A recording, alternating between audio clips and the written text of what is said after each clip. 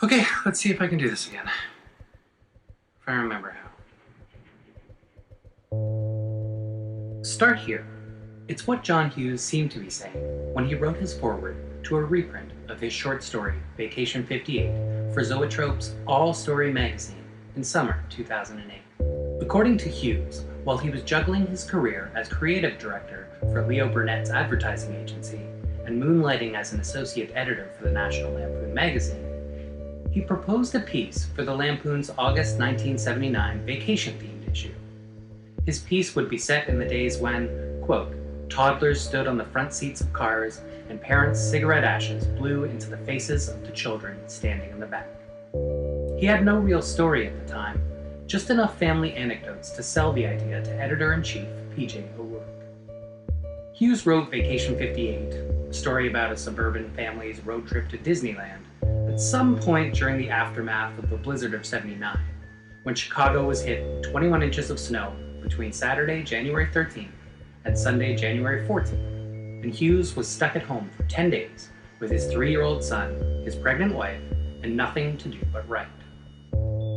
Hughes dug a Rand McNally road atlas, probably quite literally, out of his car and plotted a route from Detroit, Michigan to Disneyland in Anaheim, California, working out where his family might stop along the way. Then he wrote this sentence: "If Dad hadn't shot Walt Disney in the leg, it would have been our best vacation ever." The rest, said Hughes, was automatic.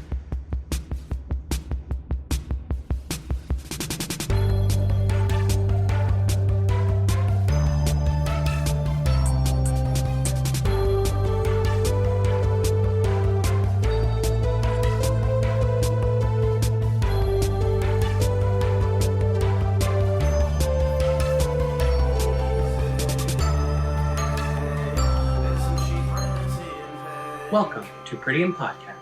In this episode, I'll be discussing National Lampoon's Vacation. Chronologically, this episode should be Mr. Mom, which was released to theaters in select cities on July 22nd, 1983, but wouldn't get its wide release until almost a month later.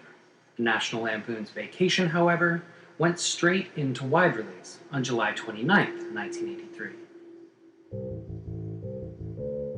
In National Lampoon's Vacation, Hughes, along with uncredited screenwriters director Harold Ramis and Chevy Chase, tell the story of a white middle-class suburban family and their journey across the country during an annual 2-week vacation. It was a relatable story to many North Americans who, during the 70s and 80s, would travel across country for days to visit family or other holiday destinations. It seemed that everyone had a memory of being stuck in long car rides alongside the family. National Lampoon's Vacation tackled race, incest, infidelity, and animal welfare, alongside observations of family values, the fallout of Reaganomics, and urban crime. It also proved that Hughes's work could be great when placed in the hands of a skilled director that shared his sense of humor and could step outside the insular suburban world that would become Hughes' stock in trade. Vacation was initially envisioned by the producers to be more like Animal House, a broad, bawdy, R-rated comedy. Vacation was part of a second wave of youth picks, films specifically tailored to allow young audiences to see things which they were not able to see on television, especially in the genres of horror, sci-fi, and comedy. Bart Mills, writing for The Guardian in 1983, described the trend. "The new generation of American cinemagoers is perhaps the most youthful, materialistic, ill-taught, value-free, and sensation-hungry in history. Youth picks have brought themes like voyeurism, prostitution, blackmail, striptease, topless dancing, skinny dipping, and cradle snatching within the ken of America's adolescence and prepubescence. Youth picks are suburban. How could they be otherwise when the main money in the picture business is made in the shopping malls that ring America's cities? Suburban means detached houses, white occupants, time on one's hands, and an ethic of comfort and cash. To attract the young audiences, youth pick elements are inserted into otherwise non-youth picks. These come in pairs, as in Beverly D'Angelo's shower scene and Christy Brinkley's skinny dipping scene in National Lampoon's Vacation." Despite its many flaws, National Lampoon's Vacation is a highlight in the career of both writer John Hughes and director Harold Ramis, and career-defining for leading man Chevy Chase as Clark Griswold. Vacation illustrates the spirit of the National Lampoon Magazine during the 1970s and early 80s, and their biting, often offensive, often misguided, and certainly at times misogynistic, racist, and homophobic, but seldom mean-spirited, satire. Previous attempts to translate the works of the National Lampoon to screen post-Animal House had either been commercial failures or were abandoned during their early stages of production. National Lampoon's Vacation would also introduce Hughes to two actors that would play pivotal roles in Hughes's later films, Anthony Michael Hall, who played Rusty Griswold, and John Candy, who played Wally World's security guard. Vacation 58 was not Hughes's first short story for the National Lampoon. Hughes had previously written two others, the gender-bending My Penis for the November 1978 issue, and a companion piece for the April 79 issue, titled My Vagina. Both narratives are told from the perspective of adolescents, and Hughes continued this approach with Vacation 58 and its unnamed teenage narrator, aka Rusty. Hughes's choice to write in the prosaic voice of a teenager, he claimed, was to flatten the big moments, but also to hide his lack of skill as a writer. As Vacation 58 unfolded on the page, the family set off in their brand new 1958 Plymouth Sport Suburban 6 station wagon to drive from 74 Rivard Boulevard, Grosse Pointe, Michigan, to Disneyland at 1313 Harbor Boulevard, Anaheim, California, with an almost mummified Aunt Edith and her dog Dinky in tow. There were run-ins with scamming tow truck drivers, a police pursuit, a dead body, guided missiles, a Yuma Indian attack, and a closed theme park. It ended with Walt Disney at gunpoint. Hughes wanted to write about the dark side of his middle-class, middle-American suburban life, and he realized that it was, quote, not drugs, paganism, or perversion, it was disappointment. There were no gnawing insects beneath the grass, only dirt, and that trapped inside every defeat is a small victory, and inside that small victory is the great defeat. The following is a special report from the Channel 2 newsroom. 5 days ago, the city of Chicago and its environs were hit with one of nature's little surprises, a major snowstorm. A devastating blizzard of winter that virtually strangled the city. And left By the time Chicago's blizzard of '79 had ended and the snow had been cleared from the city streets, Vacation 58 had been FedExed to the Lampoon. Hughes had handed in his notice to Leo Burnett, secured an agent, and he watched the premiere episode of the National Lampoon series Delta House, which he had written several of the scripts for. Hughes had decided to go all in with the Lampoon, taking a job as full-time editor and with the promise of more work in the Lampoon's burgeoning film and television projects. Vacation 58 was pushed from the August 1979 issue of the National Lampoon, but upon its publication in September 1979, Jeff Katzenberg at Paramount was the first to buy the rights for the story. As a salaried writer for the National Lampoon, Hughes had no ownership over his story, but he was invited by Lampoon publisher and producer Matty Simmons to write the screenplay. In Hughes' 2008 foreword, he claimed that at the time of writing, he had never seen a screenplay.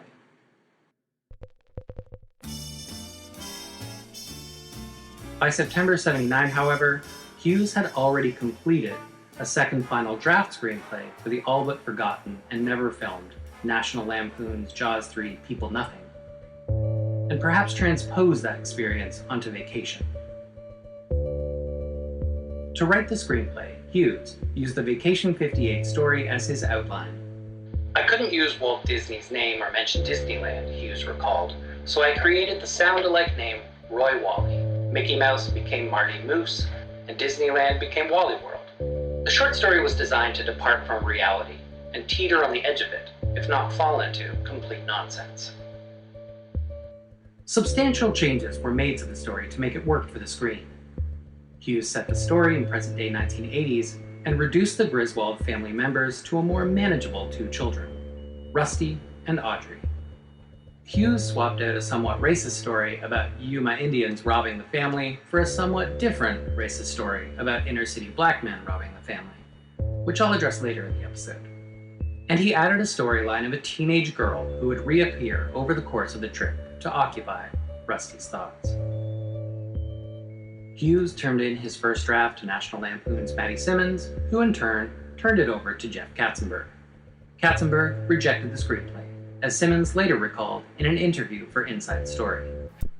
I remember showing the short story to Jeff Katzenberg, who was the executive vice president of Paramount Studios. He read it and said, "No, it's too episodic. I mean, they're going from one place to another. It'll never make a movie."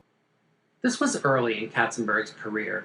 He had been a VP for feature production for about a year, and a movie that tracked a 13-year-old boy while he traveled with his parents and sister was atypical National Lampoon material. Though Vacation may not have been the first script that John Hughes wrote for a studio, it may have been his first to get summarily rejected. Instead, Paramount invested their energies into other Lampoon projects, including many of John Hughes's. His Jaws sequel, National Lampoon's The History of Ohio from the Dawn of Time Until the End of the Universe, and later, The Joy of Sex, both of which I covered in earlier installments. National Lampoon's Vacation was shelved.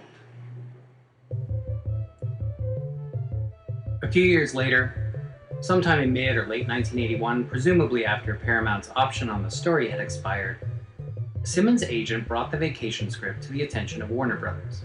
According to Simmons, most of the executives again passed on the project, citing the same reasons as Paramount's executives. Until, that is, the script landed on the desk of a very green vice president of production, Mark Canton.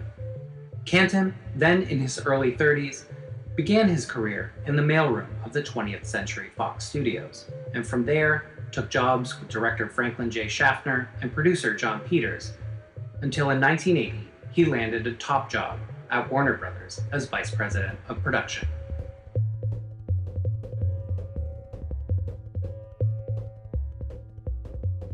On Canton's door, a sign read, "Friend of Comedy," much to the chagrin of his colleagues who called him an enemy of intelligence. Canton's initial success with Warner Brothers was in 1980 with Caddyshack, written by former National Lampoon alumni, the late Douglas Kenney, directed by Harold Ramis, and starred Chevy Chase, Bill Murray, and Rodney Dangerfield. Canton felt that the John Hughes script had potential, at least the potential to wrest the National Lampoon brand away from Paramount Studios and ABC Motion Pictures, who hadn't managed, despite several failed attempts, to recreate the success of 1979's Animal House. And, for an embarrassingly small sum of money, Canton bought the rights. The National Lampoon had seen its brand erode in the years following the 1979 release of Animal House, thanks to declining circulation of the magazine, a loss of almost 200,000 subscribers at the time, and the lack of a successful follow-up film or television project.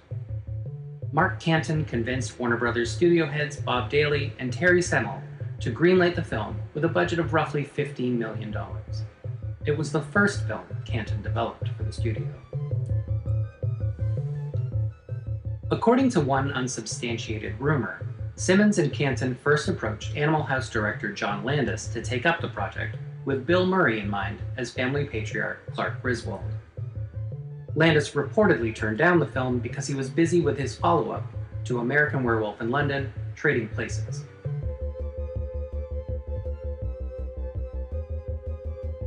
More likely, however, writer-director Harold Ramis was the first choice of producers Matty Simmons and Mark Canton. Ramis had worked on the National Lampoon's Radio Hour, had been the head writer for SCTV, and a screenwriter on National Lampoon's Animal House, Meatballs, and Stripes. And Ramis had been the director and a co-writer for Caddyshack, a film that Mark Canton served as executive in charge of production. Matty Simmons had also enjoyed a previous working relationship with Ramis. Along with National Lampoon's Animal House in 1979, Simmons and Ramis worked closely together, writing and producing the pilot for the Animal House television spin-off, Delta House. When it came time to choose a leading man, Chevy Chase was an obvious choice. Chase had worked previously with the National Lampoon on Lemmings, he was a breakout star of Saturday Night Live, and had starred in the hit films Foul Play, Oh Heavenly Dog, and of course, Caddyshack. I was very hot at the time, and I was still full of all that, of the fun of being famous. I think Harold was charmed by the script. I loved Harold, and certainly I loved the idea of making this kind of a movie, an epic travel film. Ramis had immediately seen the potential in Hughes' original script and saw his own family road trip antics in the pages. But with Chevy Chase at the helm, Ramis felt that Clark Griswold, not the teenage Rusty, should be the focus of the film. Ramis felt strongly that Clark, as the kind of dad who put all of his parenting energy into the 2 weeks a year he had off work, would better showcase Chase's talent by bringing out his inner nerd. Ramis brought John Hughes back to rewrite the script under his supervision. They met a few times, and John Hughes, who resisted collaborating with other writers, worked on the screenplay until Ramis felt that Hughes could take it no further. John Hughes' involvement with the film seemed to come to an end. In an interview with Maxim in 2009, Ramis recalled, "As far as the story, John Hughes was much more interested in the adolescent experience. In the original script, it's all about the son, Rusty. I was much more attracted to the bored husband scenario, being the guy behind the wheel. I was more interested in telling my own story than that of a 13-year-old. So Chevy and I did a page 1 rewrite, shaping it into this new Clark Griswold that we'd imagined. We talked about the idea of a dad who tries to cram all his parenting into a 2-week vacation he's got. It's that little pedantic quality that fathers can have, pointing out the window. Look, kids, wheat. We're gonna have fun whether you like it or not attitude." In 2015, Chase talked about working with Ramis on the script with the New York Times. Clark was my first character in a film, and it was given to me by Harold Ramis. And we worked a long time on that script, about a year. And, I didn't really quite know how to play him, but Harold just did it for me, just on the first day of shooting. And I just immediately fell into him, and I could see what it was. In the course of the rewrites, Rusty's potential love interest evolved into the girl in the Ferrari, modeled after Suzanne Summers' blonde in the T-Bird for George Lucas's American Graffiti. The role would go to supermodel Christy Brinkley. As the casting fell into place, Dee Wallace and Kim Cattrall were among those who would read for the family matriarch Ellen Griswold. But the part ultimately went to 29-year-old Beverly D'Angelo, who'd appeared as Patsy Cline in Coal Miner's Daughter and as Sheila Franklin in the film version of Hair. D'Angelo was too young to be a mother to teenagers, and was more interested in serious roles, and only reluctantly auditioned at the insistence of her agent. However, she immediately hit it off with Chase during the audition, and they began a lifelong friendship that would outlast both of their individual marriages. When it came time to cast the kids, Rusty in particular, casting agents Susan Arnold, Harold Ramis, and Maddie Simmons felt they'd exhausted all of their options in Los Angeles and turned to New York. Harold Ramis recalled to Inside Story, "We didn't see anyone in LA who we liked. All the kids were just too big, too energetic, too bright. We were kind of in despair. Anthony Michael Hall walked in, and he read it so natural and so honest and so underplayed. I thought, well, it's like Marlon Brando. This kid is like a real actor." Maddie and I looked at each other and said, "That kid is great." With Rusty Griswold cast, finding his sister Audrey was a much easier task, and Dana Barron landed the role. Rounding out the cast was Aunt Edna, played by Imogene Coca, best known for Sid Caesar's Your Show of Shows, who would have to work through a crippling fear of travel due to a car accident in 1973, when, on a foggy New Year's Eve in St. Petersburg, Florida, she was struck in her right eye by the rear-view mirror, which resulted in the loss of sight in that eye. According to Dana Barron, when the cast wasn't filming and if the car was still moving, Coca would put her hand on the roof of the car to secure herself. Rounding out the cast was Miriam Flynn, who'd played Bunny Packard in National Lampoon's Class Reunion and was an alum of the Second City Television's improv troupe. She played Cousin Catherine, and the Academy Award-nominated actor Randy Quaid, who was primarily then known as a dramatic actor, played the beer-swilling redneck Cousin Eddie. National Lampoon's Vacation is also notable for its strong cameo appearances. There was Frank McRae as a Wally World security guard, Brian Doyle Murray as the Camp Comfort clerk, Mickey Jones as the mechanic, and James Keach as the motorcycle cop.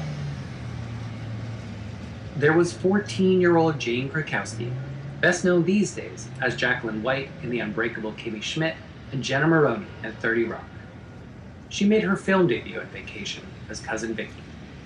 She steals her scenes, improvising a moment where she stirs Kool-Aid with her arm, shows Audrey a box of pot, and delivers one of the most controversial and most disturbing lines in the movie, in a conversation between Vicky and Audrey on a seesaw.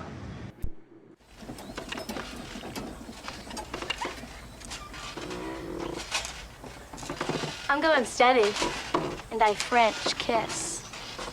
So everybody does that. Yeah, but Daddy says I'm the best at it.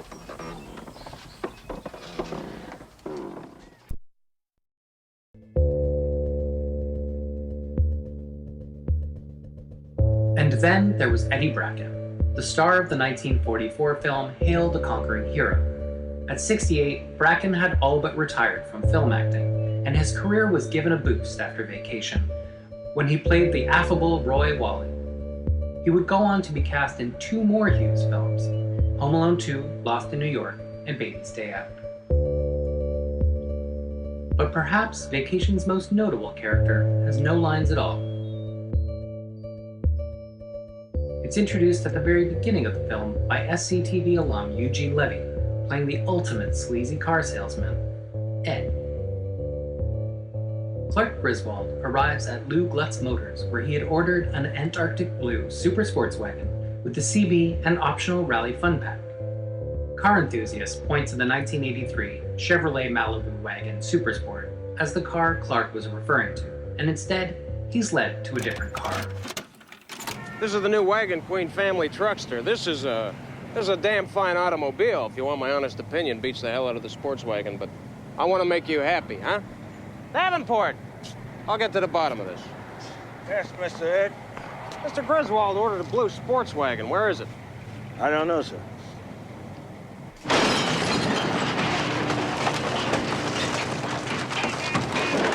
I can get you the wagon. There's no problem there. The problem is it might take 6 weeks. Now, I owe it to myself to tell you, Mr. Griswold, that if you're thinking of taking the tribe cross-country, this is the automobile you should be using, the Wagon Queen family truckster.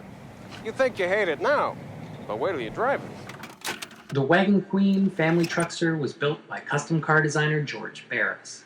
It was a modified 1979 Ford LTD Country Squire station wagon, and the design of the car is often misattributed to Barris.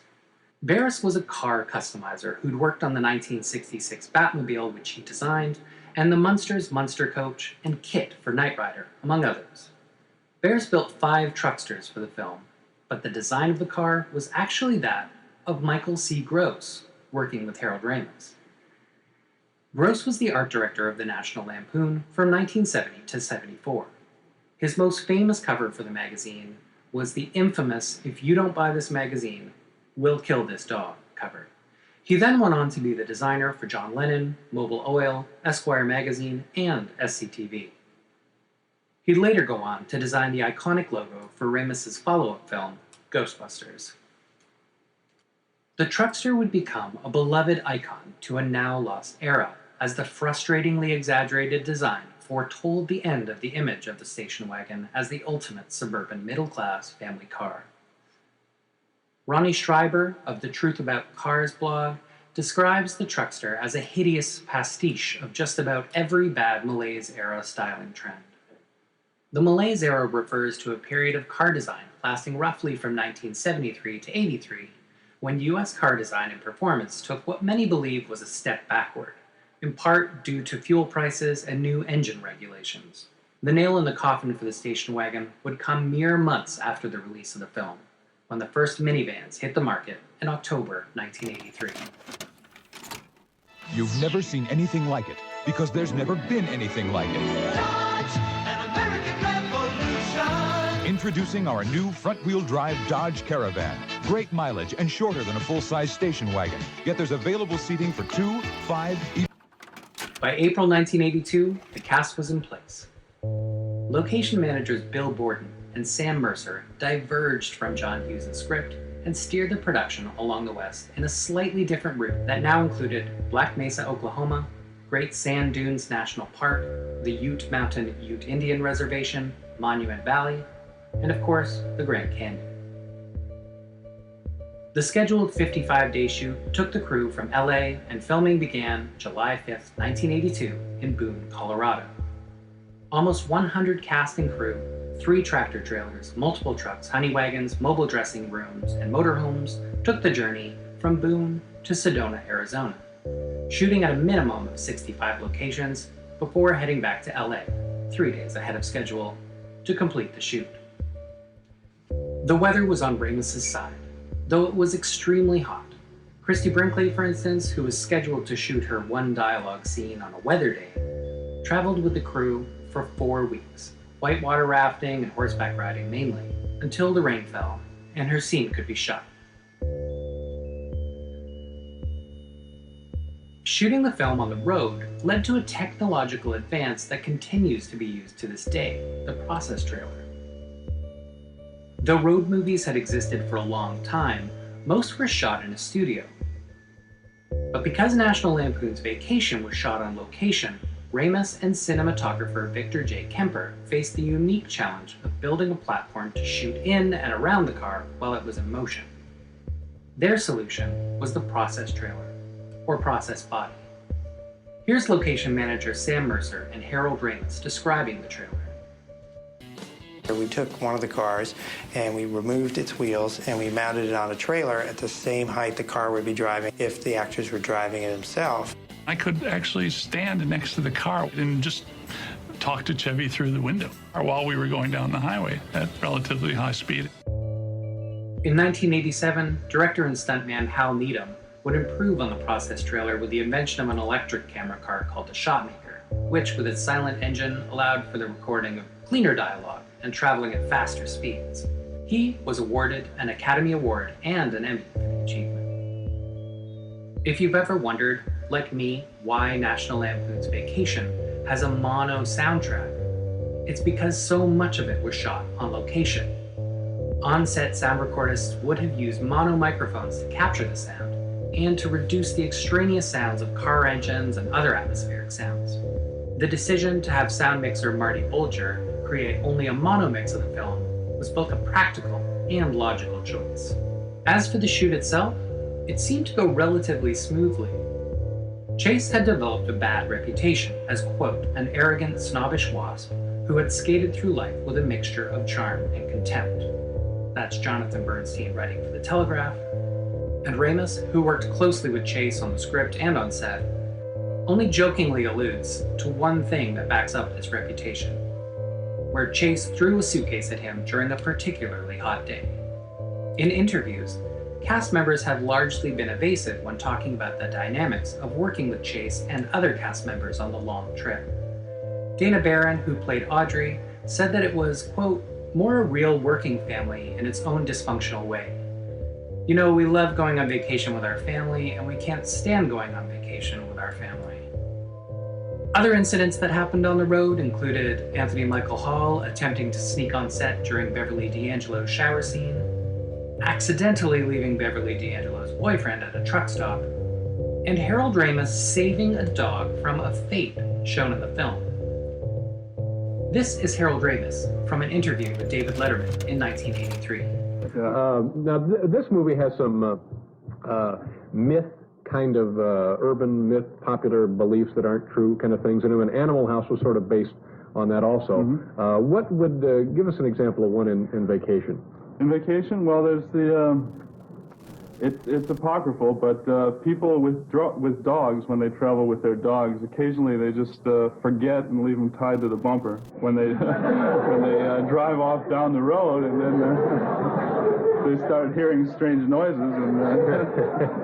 and that's one of them. That's in the film. But while we were shooting in Durango, Colorado, and we were working out of a Holiday Inn there, and sure enough, someone saw a station wagon pulling out of the Holiday Inn with a dog tied to the bumper. Now, did you actually see it, or did a friend of yours see it? It was definitely confirmed sighting. Dog. Were you able to save the dog? No, they saved that one. Oh, yeah. That's good. That also is a very funny scene in the film. And then the one when they got the grandma up on top of the... Yeah, that's interesting stuff. We have to pause here, Harold. We'll be back to continue talking with Mr. Harold Ramis. To create the score, jazz pianist and composer Ralph Burns was recruited. Burns had composed the score for All That Jazz in 1979 and had taken home an Academy Award for that one. And for the soundtrack, Fleetwood Mac's Lindsey Buckingham wrote 2 songs, Holiday Road and Dancing Across the USA. Holiday Road peaked at 82 on the Billboard charts and has since gone on to be one of Buckingham's better-known songs. With everything in place, the film was cut together and screened for test audiences. Audience reaction was great, at least for the first hour, when the crowd went along with the film. Until, that is, the Griswolds arrive at the park and find it closed. Initially, Ramis shot a version of John Hughes' original ending, albeit without shooting Roy Wally in the leg. The Griswold family, upon getting to Wally World, finding it closed, then buy a map of the stars and a gun and go to Roy Wally's estate, where they hold him and his associates hostage until a SWAT team arrives and arrests Clark Griswold. The family never gets to go to the theme park, and that ending didn't track with audiences. Assaulting the head of the theme park felt like a letdown after following the family's cross-country trek, littered with all manner of obstacles. The audience, Ramis felt, wanted to see Wally World. So, John Hughes was hired again to rewrite the ending. For all the writerly and improvisational skills of Chase, Ramis, and the rest of the cast, it was built on a solid foundation set by Hughes, and returning to him for the ending maintains the tone of his original story. Though Hughes would later claim to prefer his original ending, those later reactions seem driven more by not having a directorial or creative role in the franchise than the change of the ending. After all, Hughes loved a happy ending. From his 2008 Forward Again. I presume the escalating turmoil worked better in the mind than it would on the theater screen. Roy Wally and his executive committee dancing and singing with neckties on their heads, and Clark W. Griswold heading off to jail was better on paper. I preferred the original, and still do, but the rewrite gave me an introduction to John Candy, with whom I would eventually match the coherence of cruelty, sorrow, disappointment, and farce that underpinned Vacation 58. Chevy Chase claimed to still have a VHS copy of the original ending's footage, but it has yet to surface in any subsequent releases or documentaries. So, 4 months after principal filming had wrapped, the cast would reunite, with a much taller Anthony Michael Hall, and the Griswold family would now get to explore the park, thanks to a security guard played by yet another SCTV alum, John Candy, and ex-footballer Frank McRae. The Griswold family got to enjoy Wally World. Actually, it was Six Flags Magic Mountain in Valencia.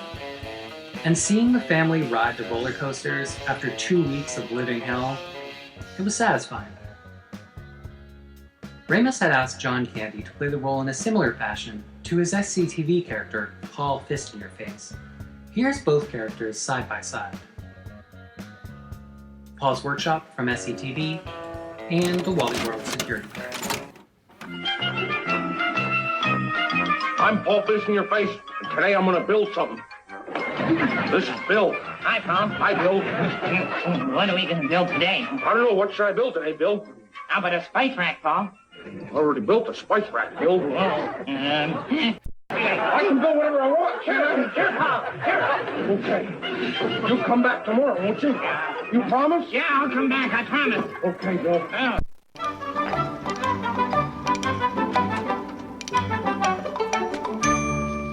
Sorry, folks. Park's closed.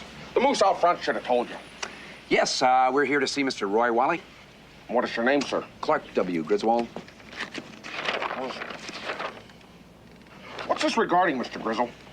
We're here for public amusement relations, or a summer inspection to a personal matter. Inspection. Well, nobody notified this office of anything. With the film now bookended by two remarkable performances by SCTV actors Eugene Levy and John Candy, test audiences loved it. National Lampoon's Vacation opened July 29, 1983 at number 1, knocking Jaws 3D from the top spot, and it held a position for the next 3 weeks. The film went on to make over $61 million at the domestic box office, and with the unexpected success of the film, and thanks to a built-in escalator clause in the contract, Warner Brothers was able to raise the television sale to CBS from a $4.5 million payout to a fee of $8.5 million. The critical response to the film at the time was largely positive, though the reviews were often tempered by observations of the film's more questionable moments. Janet Maslin, for instance, at the New York Times, called Vacation a, quote, fast, funny satire, not so far out that the humor turned sloppy. Though the I French kiss and Daddy says I'm the best and a horrible dog joke are the film's humor at its riskiest, most of the gags are more subdued, the sorts of cartoonish witticisms that might turn up in a magazine parody. The screenplay by John Hughes keeps these witty but simple, and Harold Ramis gives the gags their expert timing. So the movie goes a little too far when the all-American family man is ready to betray wife, kids, and station wagon, all for the chance to chase a temptress in a sports car. It temporarily makes Clark, who has previously just been a well-meaning jerk, seem like a mean one instead. Larry Card of the Chicago Tribune was less kind. He said, quote, there are 2, maybe 3 good gags in National Lampoon's Vacation, which otherwise is poorly paced, sloppily put together, and full of inept, ill-conceived performances. Chase plays a smug, upper-middle-class citizen who is hauling his family cross-country by car to a California amusement park called Wally World. Our hero habitually takes wrong turns, ending up in the St. Louis ghetto in one nastily racist episode, periodically lusts after a lovely female motorist, model Christy Brinkley, and in general makes a fool of himself. Judging by their work, the people who made Lampoon's Vacation are just as smug and selfish as the characters they're attempting to satirize. Cart pointed out the nastily racist scene as an aside, but as one of Hughes's few representations of people of color in his films, the East St. Louis scene is worth extra attention. Nathan Rabin at the AV Club felt that this scene in particular represents the classism, misanthropy, and lazy characters of Hughes's films. And in 2010, Complex.com listed National Lampoon's Vacation as number 33 in its 50 most racist films of all time ranking, with only one of Hughes's other films, 16 Candles, ranking even higher. In 2004, Mike Seeley, writing for St. Louis's Riverfront Times, wrote about the film's lasting legacy. He said that, some people identify East St. Louis as the hometown of Miles Davis, but many more associate the city as the cinematic hellhole from National Lampoon's Vacation, where Chevy Chase's Griswold family gets its wayward station wagon stripped by a gang of shamelessly stereotyped black thugs. Call it the Griswold syndrome. Every time someone raises the possibility of sending actual human beings into East St. Louis's downtrodden downtown, people automatically fear the family car's hubcaps will be jacked.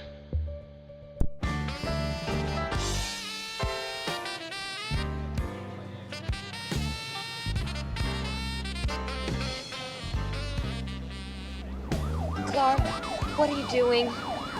Just relax, Ellen. This is so dangerous. We have no business being in an area like this. Well, look at it this way, honey. This is a part of America we never get to see. That's good. No, that's bad. I mean, we can't close our eyes to the plight of the cities. Kids, you noticing all this plight? This'll just make us appreciate what we have. Roll them up.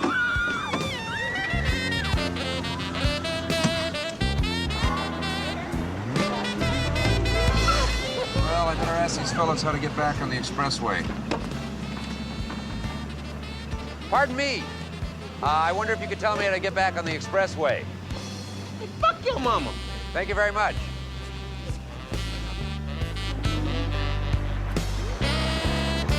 Hey, Donnell, check out this truck, man. That's a truck, dude. Yeah, hey, for the luggage rack. Hey, Hey, excuse me, Holmes? Aha. What it is, bro? We're from out of town. No shit.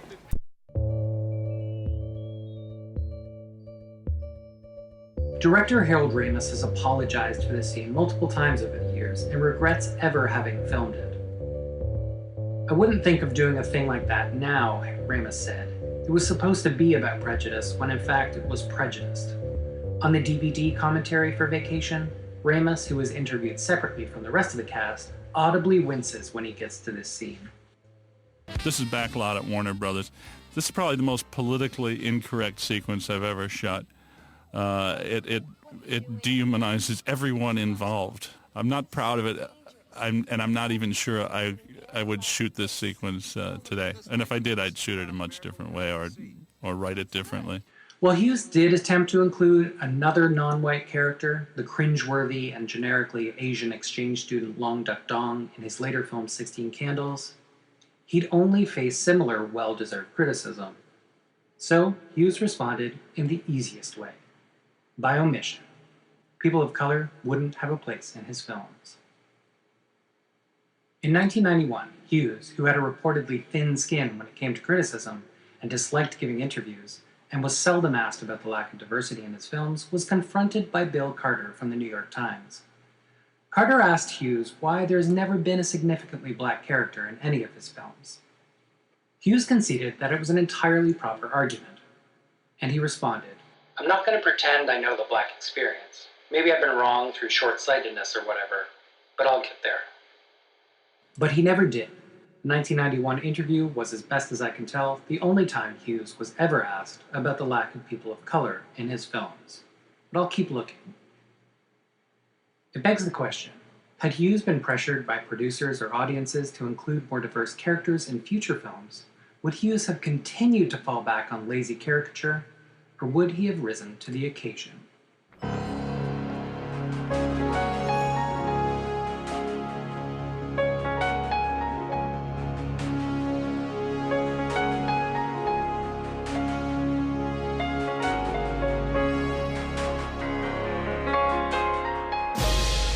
Pretty In Podcast was written and produced by 517.